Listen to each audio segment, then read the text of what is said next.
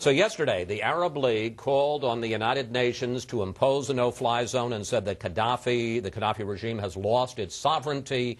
Bill, what are the chances that that will increase the likelihood of the international community intervening militarily? I think no one will do anything unless the United States does anything. And it's humiliating for the Arab League, which has always been a plaything of dictators, to now be further along in calling for serious actions to remove Gaddafi, enemy of ours with American blood on his hands, who would presumably restart a nuclear program and restart his ties to terrorism if he survives this.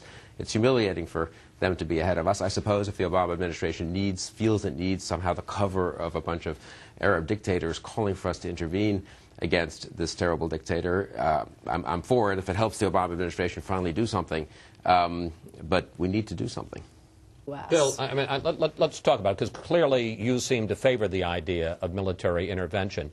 But what happens if you impose the no-fly zone and it doesn't change the situation? I think at this point you probably have to do more than a no-fly zone. You probably have to tell Gaddafi he has to stop in his movement east, and that we're going to use assets to stop him from slaughtering people as he moves east across the country. We might take out his ships in the Mediterranean. We might take out tanks and artillery. I agree. But are you saying that, for instance, as he starts to move, and he's apparently taken Ras Lanuf and some of these other towns on the way to Benghazi, are you saying that we either being NATO or the United States, would fire from the air, would take out his troops and prevent them from moving any further? I think we should recognize the opposition government in Benghazi, as the French have, as the Arab League now has, and basically tell Gaddafi that at least we may not be willing to go in and remove him from the part of the country he controls, but at least that we will not let him slaughter people and retake the country. If he retakes control of the country, he will restart his terror activities. He will quite possibly restart his nuclear program. He has chemical weapons.